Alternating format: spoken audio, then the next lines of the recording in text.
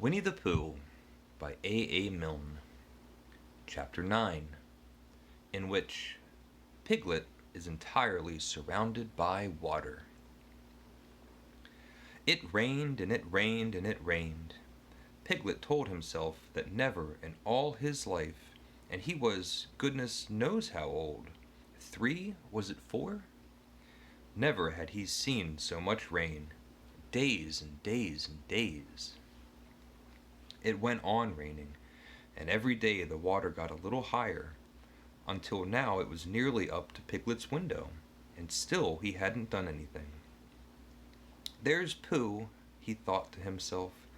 Pooh hasn't much brain, but he never comes to any harm. He does silly things, and they turn out right. There's Owl. Owl hasn't exactly got brain, but he knows things. He would know the right thing to do when surrounded by water. There's Rabbit. He hasn't learnt in books, but he can always think of a clever plan. There's Kanga. She isn't clever, but she would be so anxious about Roo that she would do a good thing without thinking about it. And then there's Eeyore, and Eeyore is so miserable anyhow that he wouldn't even mind. But I wonder what Christopher Robin would do. Then suddenly he remembered a story which Christopher Robin had told him about a man on a desert island who had written something in a bottle and thrown it in the sea. And Piglet thought that if he wrote something in a bottle and threw it in the water, perhaps somebody would come and rescue him. He left the window and began to search his house. All of it wasn't underwater, and at last he found a pencil and a small piece of dry paper and a bottle with a cork to it, and he wrote on one side of the paper, "Help, Piglet, me," and on the other side, "It's me, Piglet, help, help." Then he put the paper in the bottle, and he corked the bottle up as tightly as he could, and he leant out of his window as far as he could lean without falling in, and he threw the bottle as far as he could throw. Splash! And in a little while it bobbed up again on the water, and he watched it floating slowly away in the distance, until his eyes ached with looking, and sometimes he thought it was the bottle, and sometimes he thought it was just a ripple on the water which he was following, and then sometimes he knew that he would never see it again, and that he had done all he could to save himself. So now, he thought, somebody else will have to do something, and I hope they will do it soon, because if they don't, I shall have to swim, which I can't, so I hope they do it soon. And then he gave a very long sigh and said, "I wish Pooh were here. It's so much more friendly with 2." When the rain began, Pooh was asleep. It rained and it rained and it rained, and he slept and he slept and he slept.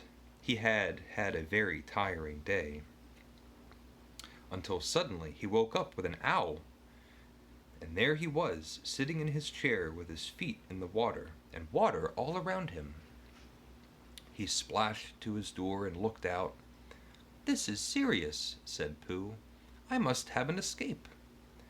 So he took his largest pot of honey and escaped with it to a broad branch of his tree, well above the water, and then he climbed down again and escaped with another pot, and when the whole escape was finished, there was Pooh sitting on his branch, dangling his legs, and there beside him were 10 pots of honey. 2 days later, there was Pooh sitting on his branch, dangling his legs, and there beside him were 4 pots of honey. 3 days later, there was Pooh sitting on his branch, dangling his legs, and there beside him was 1 pot of honey. 4 days later, there was Pooh. And it was on the morning of the 4th day that Piglet's bottle came floating past him, and with one loud cry of "Honey!" Pooh plunged into the water, seized the bottle, and struggled back to his tree again. "Bother!" said Pooh as he opened it. All that wet for nothing. What's this bit of paper doing?" He took it out and looked at it. "It's a message," he said to himself. "That's what it is. And that letter is a P. And so is that. And so is that. And P means Pooh. So it's a very important message to me. And I can't read it. I must find Christopher Robin, or Owl, or Piglet, one of those clever readers who can read things, and they will tell me what this message means. Only I can't swim. Bother!" Then he had an idea, and I think that for a bear of very little brain, it was a good idea.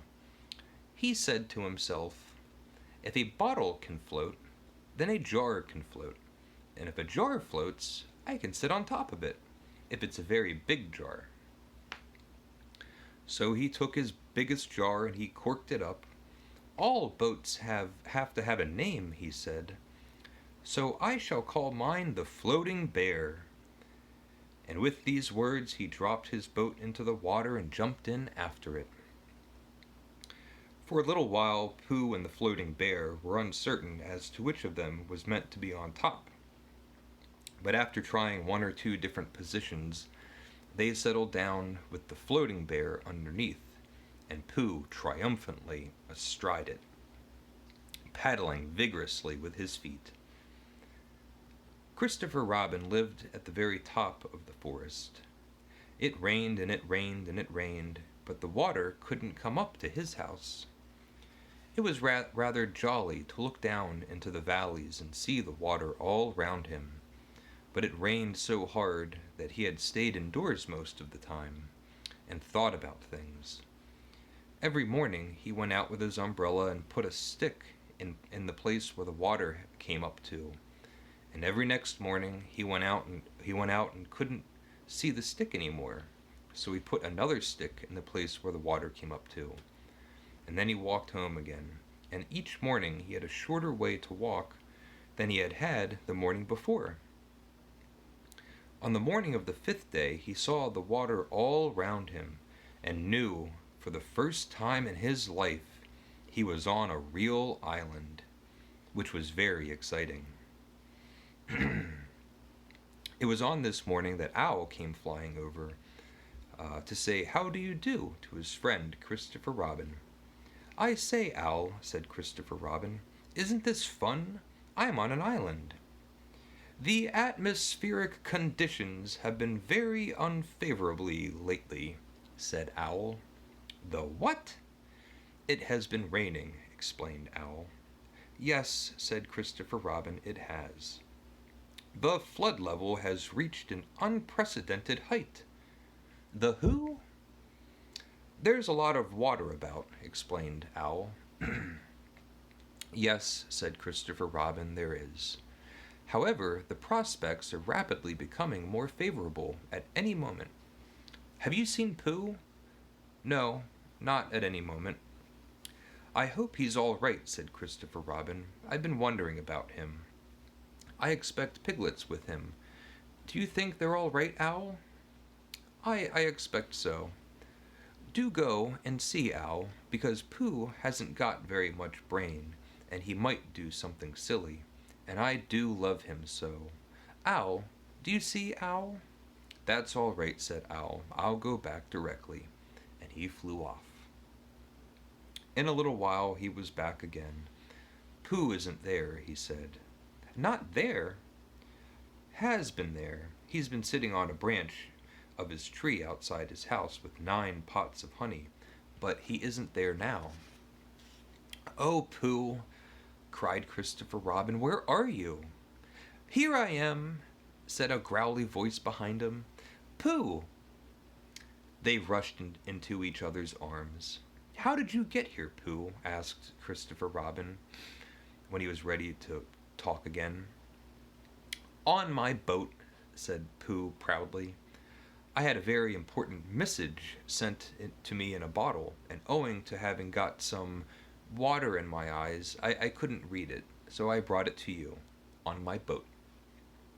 With these proud words he gave Christopher Robin the message. "But it's from Piglet," cried Christopher Robin when he had read it.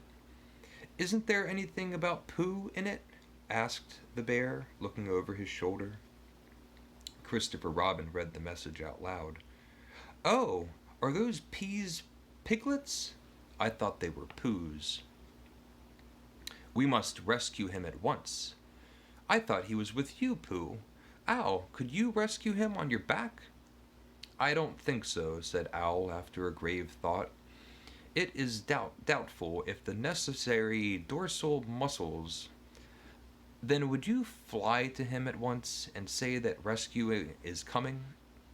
And Pooh and I will think of a rescue and come as quick as we can." "Oh, don't talk, Owl. Go on quick." And, still thinking of something to say, Owl flew off. "Now then, Pooh," said Christopher Robin, "where's your boat?" "I ought to say," explained Pooh as they walked down to the shore of the island, "that it isn't just an ordinary sort of boat. Sometimes it's a boat and sometimes it's more of an accident. It all depends." "Depends on what?" "On whether I'm on the top or underneath it." "Oh, well, where is it?" "There," said Pooh, pointing proudly to the floating bear. It wasn't what Christopher Robin expected, and the more he looked at it, the more he thought what a brave and clever bear Pooh was. And the more Christopher Robin thought this, the more Pooh looked modestly down his nose and tried to pretend he wasn't. "But it's too small for us," said Christopher Robin sadly. "3 of us with Piglet. That makes it smaller still. Oh, Pooh Bear, what shall we do?" And then this bear, Pooh Bear, Winnie the Pooh, FOP, friend of Piglets, RC, Rabbit's companion, PD, Pole discoverer, EC and TF, Eeyore's comforter and tail finder. In fact, Pooh himself said something so clever that Christopher Robin could only look at him with his mouth open and eyes staring, wondering if this was really the bear of very little brain, whom he had come to know and love. "We might go in your umbrella," said Pooh.